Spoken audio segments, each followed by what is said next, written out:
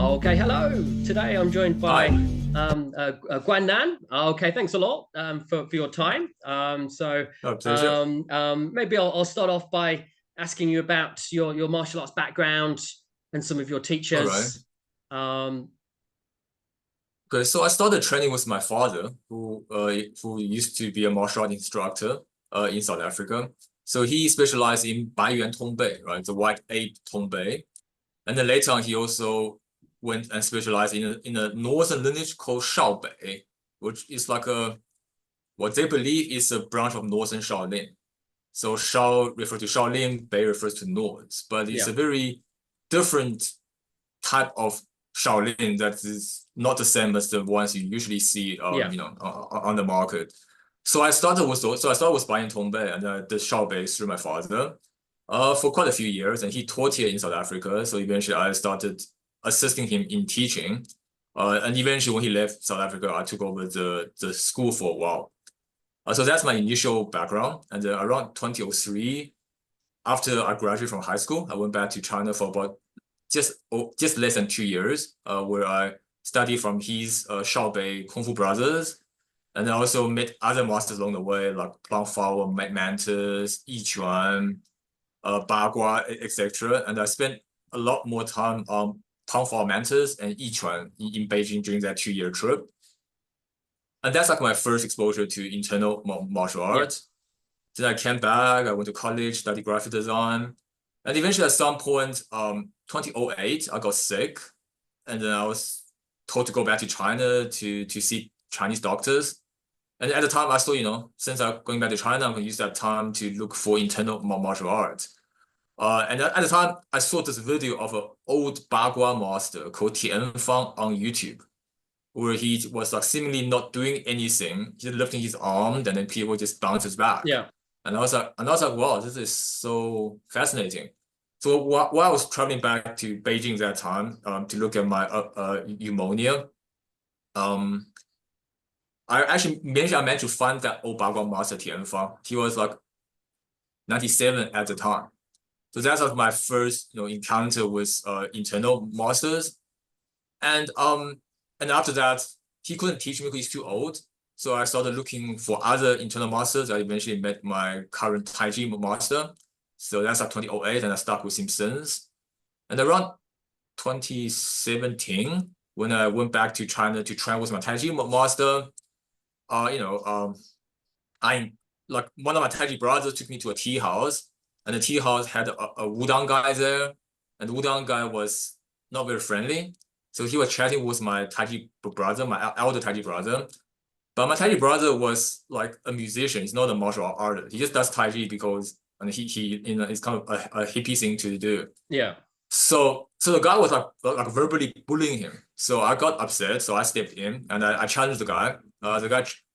He chickened out, but it's kind of upset the owner of the tea house. So then she went to make a phone call and then came out and said, I'm going to take you to meet someone. So we all got in the car and we drove to the northern part of Beijing, and we met with a Wuxing Tongbei master. At the time, I didn't know who we were going. I know what's going on. I don't know who we meeting, but I thought it's fun. And when I met him, I realized he was way better than me. So we had like a casual test, and I lost completely on one What move. did that So after test that, involve, if you don't mind me oh, interjecting so there? How were you tested? Was it just push hands, or was it a bit more? no. So like yeah, he didn't do Tai Chi, so there's no push hands. So there's a kind of like an etiquette in the Beijing martial world. Like I'm the challenger, so to speak, even though I didn't ask for it, but I'm the one that went to him, Yeah. and he's older than me, so I'm like the junior. So I make the move, and then he neutralizes. So it's like we square off, and he just wait for me to make a move. Oh, okay, but So you wouldn't be able to punch him in the face. It wouldn't be appropriate for you to strike him in the I face, though. It just maybe a it push depends or on the atmosphere. Like yeah. like sometimes these things does get ugly, but that time it didn't. So I wasn't sure what I was up against, so I decided to test it out. So I went in with like a jab, and then he caught my side of my forearm, and for that moment he like did like a Tongbei P, And chop would be an English translation of key, maybe. Yeah, chop, yes, chop, yeah. So he hit my arm, and then my entire arm just went numb for like a while. I don't remember exactly, maybe at least a minute. And I couldn't like the arm lost its function for a while. So after that, I was like, wow, this is like way beyond what I was expecting. So I chatted with him at his house till like 1 a.m, and then I went back. I was still doing my Tai Chi training, and I was thinking, I stood up for 1 month, and I couldn't come up with any solutions against him. So I asked for his number. I phoned him. I was like, can I join you? So after that, I started also training Wushin Tongbei. And yeah, so from then till now, I just do Tai Chi and Wushin Tongbei. So that's like my martial art background. Yeah. So the Tai Chi that you do is kind of Yang style Tai Chi, essentially, but maybe in the Shi Ming lineage, they sort of do a little bit more standing and sort of Chi stuff, or so this is actually quite a funny story, because I've heard about Shi Ming since I was like maybe 8 years old, because my dad went to the Peru Bamboo Park in like the early 80s, I think, and then he saw Shi Ming and the crowd of students, and he was very impressed. But you see, my father is like a very, he's into the mysticism stuff, right? During the 80s, he was very big in the Qigong fever. He was one of the active members. They were like standing in front of a tree and communicate energy. So he's always been more that type of person. So he's always told me that, Shi Ming. Are you a bit skeptical of that sort of chi power stuff? Now I am. Yes. Yeah. I mean, while growing up, I believed everything he said. But I mean, now I don't think those are real anymore. Yeah. But he's always told me that Shi Ming is like the greatest master he's ever met, like a Tai Chi wise. Yeah. So I've always had that idea. And I've always wanted to go back to check him out. But when I went back to China after high school, 2003, he already passed away. So I actually went and asked for it, and then they're like, nah, he died. I was like, oh, that sucks. But then I stopped my inquiry there. So the funny thing is, in 2008, when I went back, after looking at that Bagua master, but he can't teach me, he's too old, I went and looked around, and eventually someone recommended me to go to the Peru Bamboo Park. And the master that they recommended me to see so happened to be one of the prominent disciples of Shi Ming. So I went like a whole circle around. I went back to the same lineage that my father was always talking about. Yeah, it's quite funny how it turned out. I think one of the most famous ones is that Victor, the half German guy. Oh, Xiao. Yeah. He's half Russian. Yeah. Some of his videos are. I do actually have one ready to. I might share it. So. It will save me editing it in later on if I share it. But so I mean, I guess you've sort of spoken at length on your channel. Maybe I'll share your channel actually, because I'm a big fan of your channel, so I would recommend it. And thank you. Spoke at length about the Shi Ming lineage, and in some ways you weren't completely complimentary about them. So did that go down? Is that okay, or is it that they don't understand English, so you'll sort of be safe, or It's quite unusual for someone to be quite critical of their own lineage, I guess. Yeah. So my dad has told me since I was young, right, that there's this power that Shi Ming does where he can affect you without touching you. Yeah. Like it's like Linkong Li, right? Like the arrow or the empty force. So I always thought that thing was real, right? And then 2008, when I went back to Beijing and I met my current Tai Chi master, that's like one of the first things I asked him. I said, I've been told about Shi Ming's. Okay, I first asked him if he was from Shi Ming's lineage. He said yes, that he's master. I was like, oh, that's really cool. Now I've heard that he has this Ling Kong Li, like what is it? And my master actually told me that it's just a game. So, but the funny thing is, right, human cognition works in a very funny way. Because I was so convinced it's a confirmation bias. I was so convinced that this is real. I thought my master was just being humble and being low key. Yeah. So for a little while, I still believe that it's real, but he just didn't want to show it to me right away because I'm a stranger. So for the first, so I stayed there for 3 months, that trip. So for that whole 3 months, I still believe in this force. And even for a few years after that, I still believed it. Until one day but you see, my master, he never demonstrates this. So he never shows some that. of the people from that lineage demonstrate it a lot, and that seems to be the main thing that they do. Yeah. So one of these days, so I used to go back to China 3 months every year to train with my master. And one of this afternoon, someone else from the same lineage, like my Tai Chi uncle and his student, they were also training somewhere near us. And I saw them doing it. And I was like, great. Now I can finally experience it. So I went very politely and asked to experience it, and then nothing happened. Yeah. And again, was so it wasn't confirmation bias. Just but you did believe in it at this time. So it wasn't just that it only works on believers, because you were a believer. You see, the thing is, I'm a bit different in the sense that I think it's real, but I'm waiting for something to happen. You see, like I'm not helping him to make it happen. I'm actually waiting for this amazing force or energy or electricity or something that would, irrefutably knock me back. And just it never arrived. It never arrived. Yes. Yeah. Yes. And did immediately you accept, okay, this is rubbish, or did you? No, I thought maybe he just wasn't good enough. Yeah. Like, people make excuses when they believe something and then the evidence is contrary to the belief. They kind of make excuses. But the problem is, I keep meeting more people from the same lineage, and they all do perfectly good on the student. At the moment I ask to experience, nothing happens to me. Eventually, like all of them don't like me. They think I'm purposely trying to make it difficult for them. And then I went outside my own branch, to like Wang XiangZhai lineage and others, and none of them works. So at that point, I have no choice. But it works on most of the fact. It works on most of the students, though. Yeah. Yes, it does. So what do you attribute that to then, or?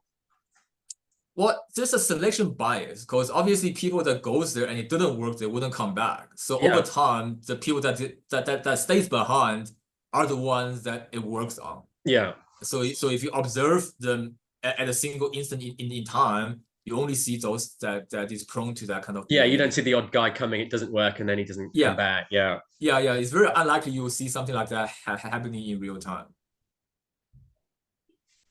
Okay. And I guess I was quite curious about their standing as well, because I think in your videos you mentioned they just did loads and loads of standing. Yes. And I think a lot of people, maybe Wu skeptics, might also be skeptical of the benefits of standing practice, or maybe they're unsure exactly why you're standing about for hours on end. Could you? I'm guessing that you've done this maybe with your Yiquan and with the Shi Ming. So could you sort of just talk a little bit about the what you're trying to achieve when you're standing, and what sort of benefits you think it has for a martial artist, this kind of practice? Yeah, so I think the big controversy when it comes to stance practice is that modern combat sport don't do it, and they seem to fight just fine, if not a lot better. So a lot of people start to think that maybe stance training is like a device people, Chinese people use to drag out the training session. Like you go to a master, you do standing for 3 years, and assuming he's charging you for it, that's like easy money. So it kind of drags out the syllabus unnecessarily. I think that's like one of the one of the biggest critiques that people give to stance practice. So I don't know how effective stance is versus modern training, because they're after different things. So the modern training obviously have the merit, and they achieve muscular strength, speed, and all of that in a very relatively short period of time. And stance does have the disadvantage of taking a lot longer. So there are disadvantages to it. But in terms of why people do it, so in Yiquan, they do it because they want to have that structure where the arm is like this, and no matter what they do, they are always in that structure. So in fact, there is actually recently there's this research on the NIH, I think the National Institute of Health in America. So it's a peer-reviewed journal. Yeah, where they actually talk about this not for stance training, of course. They say that the reason you can't sit all day is that sitting all day is unhealthy. It's not because of sitting, but because of not moving. And the reason behind that is that if you're sitting and not moving, your soft tissues will start to form based on the shape that you don't move. And eventually it restricts your range of motion. Yeah. And that is what is unhealthy. But if you take that same principle and you look at stance training, they're basically trying to cultivate a soft tissue to form in exactly the way they want it to form. And to do that, you need a loads and loads of time to kind of stay there, not moving, to make the soft tissue kind of grow into that form. And assuming, and obviously this portion is not peer reviewed, right? This is just my conjecture based on why you shouldn't sit all day. But assuming that is viable, then a guy who holds his hand here for a long period of time, his soft tissue is so adapted to holding it this way. When he catches a guy, he has a lot more strength in maneuvering in this way. And it's a lot harder for you to push into that guard. Like I've met Yiquan guys, and it's like a nightmare to try to move their arm away. Like they hold their arm here. Like you can like move and try to hit them under or over, but moving the arm is nearly impossible. You have a very unnatural amount of strength. Obviously, that strength doesn't only come from soft tissues and muscles. There's also the connection where you don't fight with your arm, but if there's a force add to your arm, you allow that force to transfer to your elbow, then transfer to your shoulder, then to your back. So the entire body becomes a unit. And once that happens, it's much harder to move his arm. Now, of course, there's also argument can be made that, holding like that is not mobile and agile, so people can like, dash around. But they do have some advantage. Like, if I'm in a room or in a bar and then someone comes and takes my entire space, it makes fighting a lot harder for me if I don't have any way to back up. So they do have some reason why they want to have that very strong structure when they are fighting.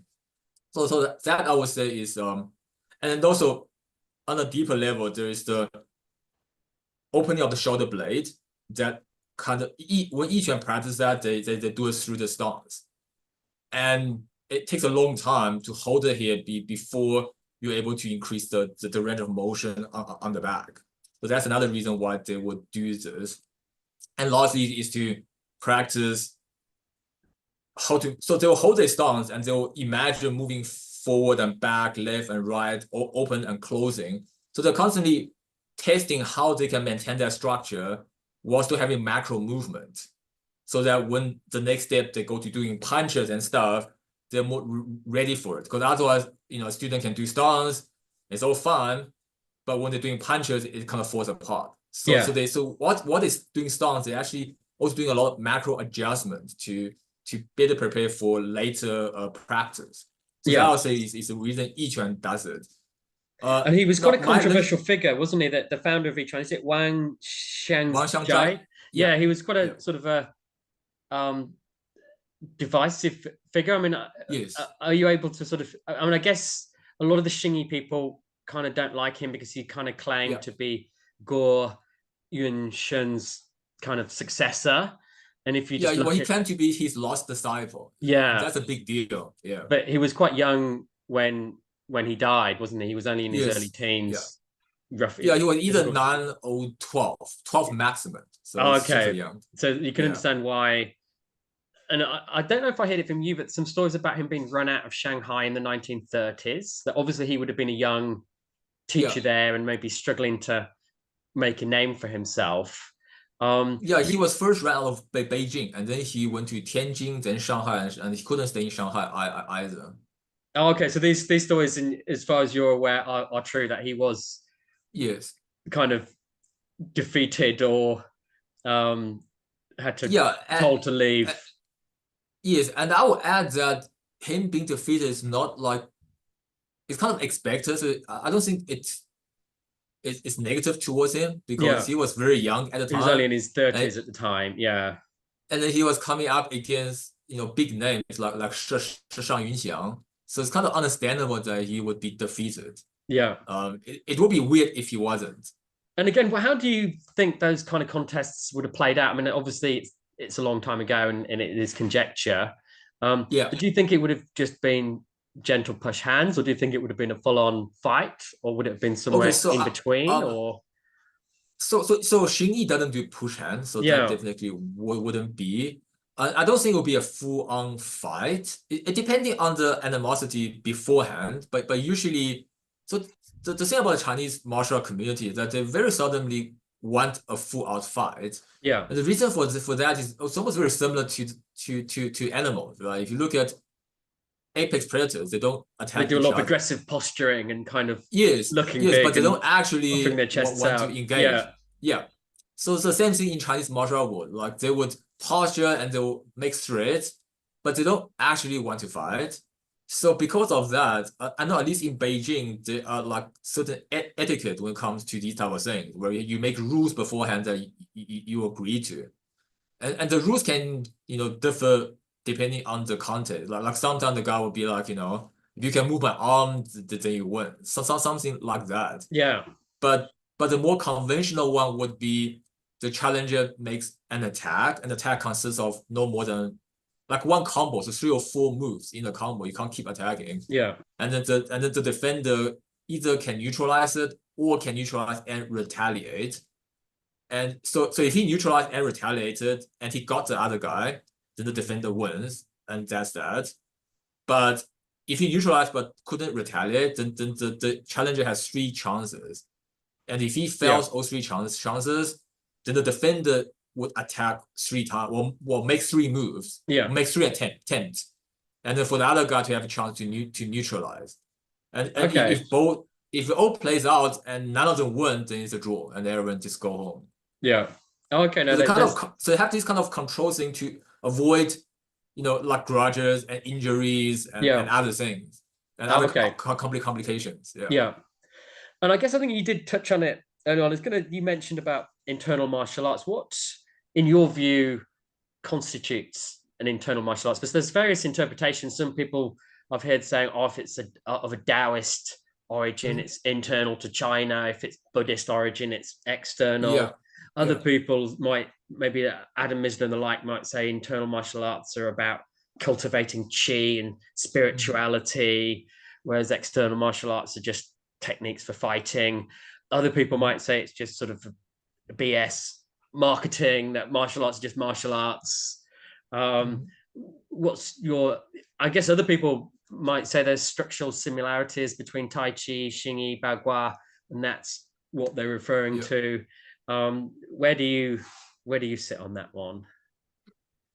Yeah, so the Buddhist and Taoist thing, those are like basically conjectures that came up during, I think, like the 30s and 60s. That's where it become more prominent when they were trying to.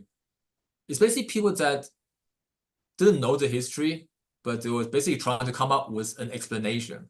Yeah. But if you look historically, I mean, the report of something like Neijia, right, the internal first, from an older, I think from the Ming Dynasty, but those have no connection to what we do today. So it's just like, so the Ming Dynasty would be about 500 years ago. Is that? Yeah, so it's just right? happened to have the same name, right? So it's just like 2 people named John, they're not related. Yeah. So some people tend to want to go all the way far to that, which I think is not correct. But if you look at the more recent era, the older style that we now see as internal, they are named internal during this movement that was started by Sun Lutang during like the Republic era. It would have been like the 30s, 20s and 30s, I guess. Yeah, I don't remember the exact time, but it's after the 1900s. So basically, he wanted to form an alliance because you see, he was a very special figure in the sense that he started doing Xing Yi, and then he did Bagua, and then he eventually like did Tai Chi. Did the Wu Hao. And to him, and to him, these 3 seem to be sharing the same principles, and I would agree with him on that. So he decided the same structural principles, or was he more talking about Qi and? Well, he's obviously talking more about Qi, right? Because all these styles talk about, but the problem with that is they're not the only style that talk about Qi. If you look at Honga, also talks about Qi. Yeah. Right. In the the iron thread style is all about breathing and like specific sound making. That's as Qi as you can get. but everyone would say it's a hard external style. Yeah. So that what just talking about qi isn't enough. But obviously, Sun Lutang didn't know about Hongge, so he had a very limited sampling, of Chinese martial. He can only see what he saw. And but I would say the real similarity between Xingyi, Taiji, and Bagua, actually the style themselves are not similar, but the mechanics are in the sense that they all train a degree of joint motion, like the shoulder blade, like opening the hip joint, compressing the spine and expanding the spine, and trying to either generate power or receiving power into the skeletal frame and not onto the muscles. So instead of trying to localize a force by muscular strings, they try to relax the muscles so the incoming force flows into the rest of the body, so that the point of contact is not stressed. And in reverse, instead of hitting with the muscle, they try to rotate the skeleton frame in a certain way so that it's not more force. It's not this. It's driven by the legs and the waist. Yeah. But obviously, like modern boxing would argue that the kinetic linking is the same. But it's a bit different, right? Like I think a good example of this you can see is by that Chen master called Chen Zhonghua. Yeah, I actually met him recently. Actually, I saw it. Yeah, like you can see very clearly how his joints kind of grind into one another, and that kind of generates power. So I would say that is what sets internal martial art different from other martial arts, other than the qi stuff. Yeah. So Sun Lutang, he saw similarity. In fact, he also wanted to include Tongbei. He also believed Tongbei belongs to this. So initially he wanted to make 4 internal styles. But eventually he had a fallout with the head of the Wuxing Tongbei lineage, my great grandmaster Zhang Ce. So they had a fallout and then they stopped talking. So Tongbei didn't join them. So in the end, these 3 styles came together, and it only got consolidated later on when they went to the Nanking Guoshu Academy, where initially they basically divided into Shaolin branch and Wudang branch. Yeah. And the Wudang branch is basically the internal branch that Taiji, Xingyi, and Bagua. But obviously people didn't like the idea because they don't belong to Wudang. So eventually that division system fell apart. Yeah. But that kind of reinforced the idea that these 3 styles belong together in the Taoist Wudang kind of thing, despite the fact that they have no clear trace to Wudang in any form. Yeah. And over the time, they just become more and more prominent in this identification or the label of internal martial art. But before Sun Lutang, this wasn't there at all. Oh, okay. Excellent. I think sort of we're probably going to get cut off soon. Actually, I think I got a sign saying the meeting's going to end soon. Okay. I'm just trying to see if there's anything else. I think we're going to talk about the Chinese language and which terms might be useful for sort of an English-speaking practitioner to be familiar with. Obviously, things like qi, jin, are sort of common ones that are used and abused, and many people have different perspectives on what they're talking about. Which phrases or Chinese terms do you think would be most useful? I mean, I think qi is the most confusing one.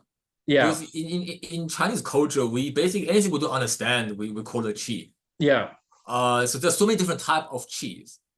But like in terms of martial arts, I would think the closest meaning closest accurate meaning of qi is blood flow. Yeah. Because when you're doing your moves, if you have like the qi feeling in Chinese culture, is that tingliness on your fingertips, and that's usually a result of blood circulation. Yeah. And then they will also look at your hand and say it's more reddish. That means there's more qi. So you can clearly see that inside the body, qi is kind of related to blood.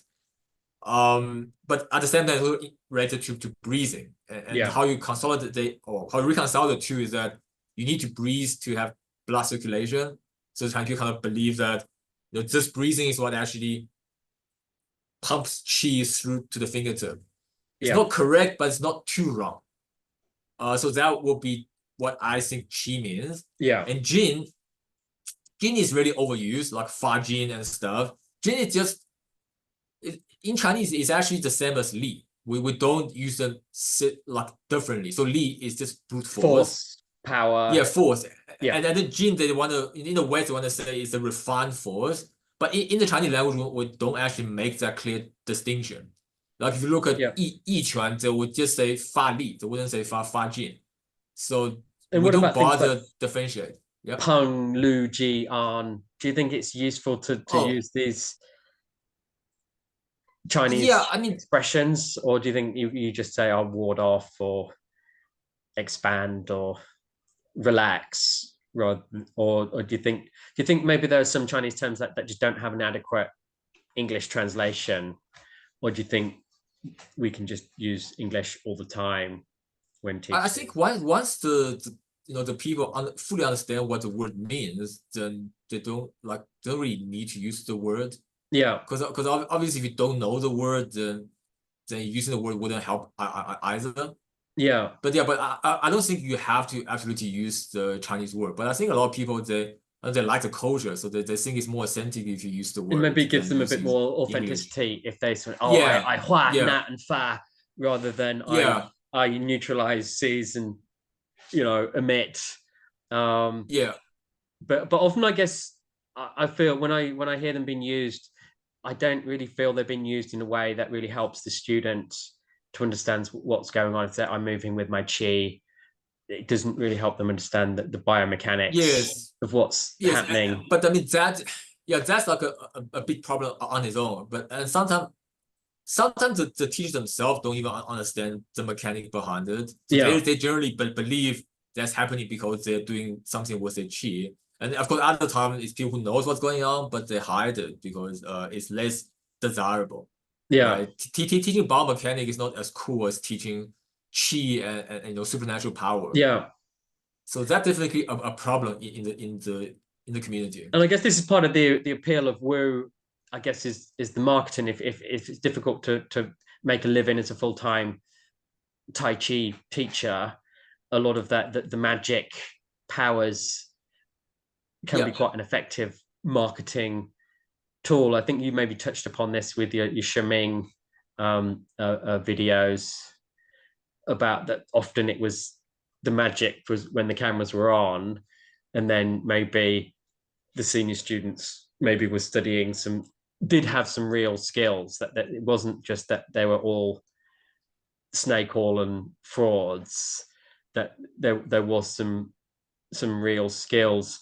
I mean, do you think the same applies to sort of other lineages that might, things like, I don't know, the Wang XiangZhai and Ma Liang, and maybe even Adam Misner, that there was some snake oil and some parlor tricks, but then there was also some real skill behind that, or do you think it's difficult to generalize? It's hard to generalize. I think different people would be different. So there's a tendency of people in China that I've met, where they really believe in this chi so much so that they overlook the importance of skeletal structure. Yeah. And people like that, they would have great effect on their own people. Okay, we got cut off quite abruptly there.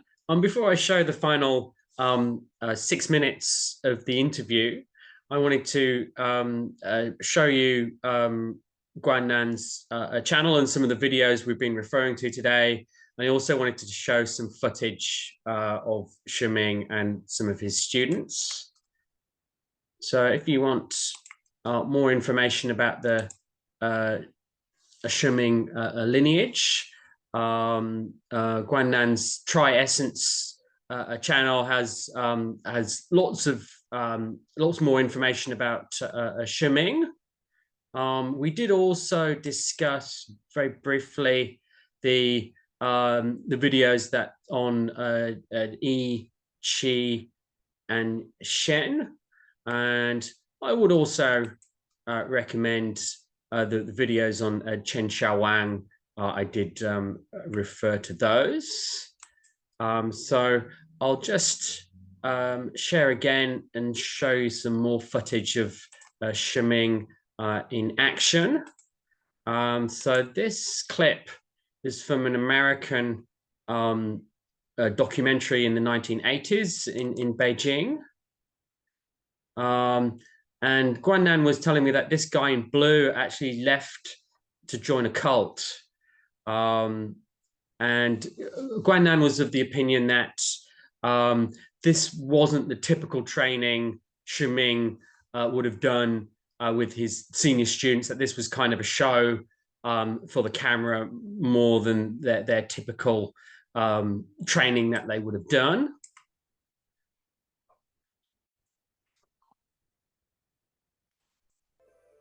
And we did also discuss Victor Xiaowei, who was one of Shi Ming's most famous students. He had a very, very interesting life.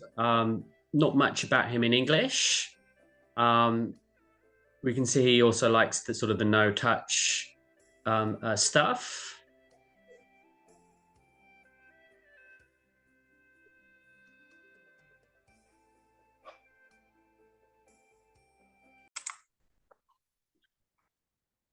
And GuanNan goes on to mention Yin Fang. So I did just want to show you a little bit of her in action. This is from McDojo.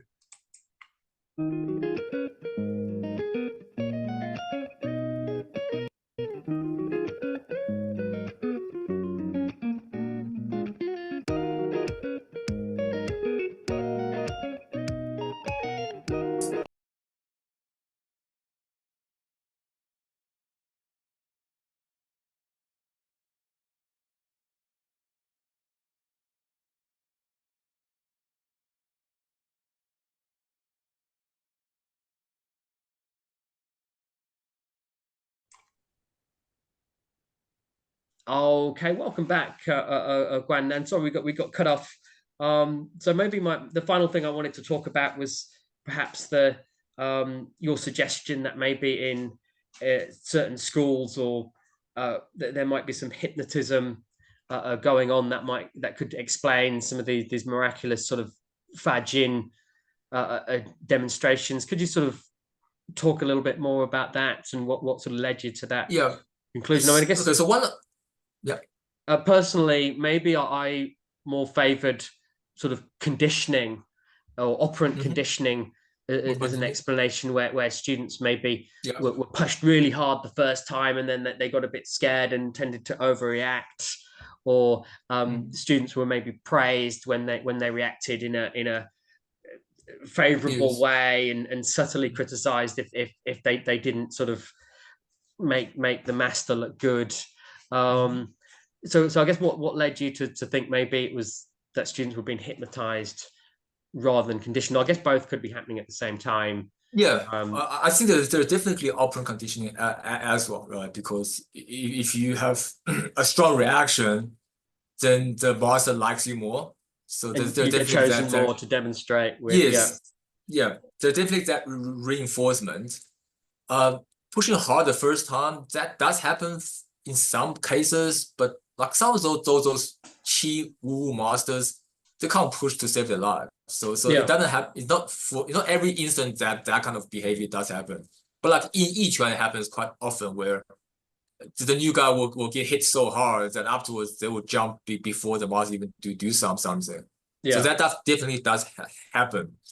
So when I first started studying psychology, I came across this old research. Now I can't exactly remember all the details, but the short version of it is that one of the professor, he was basically trying to prove that you don't need to hypnotize people because the general public's idea is that hypnotism is some kind of complicated ritual that you have to like dangle a watch in front of your eyes and say a bunch of funny words that then take you to a deeper state. But that's actually not the case. Hypnotism is actually a lot easier than that. You just have to have a person that is highly suggestive or is susceptible to suggestions. And that's actually the only thing that's important. So what this professor did was he lied to the class, saying that I'm going to hypnotize you. And then afterwards, I think it's the right forearm will spontaneously have a spasm. But what happened when he didn't hypnotize them, and spontaneous spasm on the arm is not something hypnotism can actually do. Yeah. So none of it is possible. But turns out about half of his claws had that spasm, despite the fact that he didn't do anything to them, and it's not possible to cause that reaction from hypnotizing them. So after reading that article, it just got me thinking. So if you don't need a special way to hypnotize people, you just need the person to really believe it strong enough, then that could explain a lot of the more over-the-top reaction. Like if you look at video, and certainly the no-touch stuff, that there's no sign according to Newtonian physics, that's not possible. So even according to quantum mechanics, it's not possible. There's no physics that allows that. So we'd need some. It would need to be. We'd need some other explanation for that. It would, yes. And if you look at like Yan Fang, that old lady that was infamous for a time in China, her student is like, some of them even like throws up afterwards. So they have a very strong physical reaction. So if it's not an actual force, then it had to be some self-induced hypnotism type of thing that's causing them to have a real physical reaction. And if you speak to some of those people, they are convinced that their master has this magical chi power. And I think that that's something that, I mean, there are people who can be brainwashed, but I think another possibility is that they really feel something that they created themselves. That's what they're looking for in their lives. Yes, it's like confirmation bias, and they believe it so much that they experience it, which is why even after Yan Fang got basically exposed, right? A news reporter went there and then she pushed him and nothing happened. So the whole country is now kind of saying, oh, this old lady is a joke. Her student never left. They stuck with her and they still does that training every day. Yeah. So they really believe that something real that's happening. Yeah. So that's why I think hypnotism is a very strong potential hypothesis to explain why they're reacting that way. Yeah, I do actually train with somebody who's a trained hypnotist, and he was saying you can do it just using the voice. If you sort of talk in a certain really monotonous way, that can hypnotize people. And also if you sort of talk in a way where what you're saying doesn't really make sense, that happens a lot in internal martial art. Yes. That can be a way of hypnotizing people. But okay, I think I better get going now. It's sort of getting late here, but thank you so much for your time today. It's been really interesting. Thanks for having me. Talking to you. So I'll stop the recording now.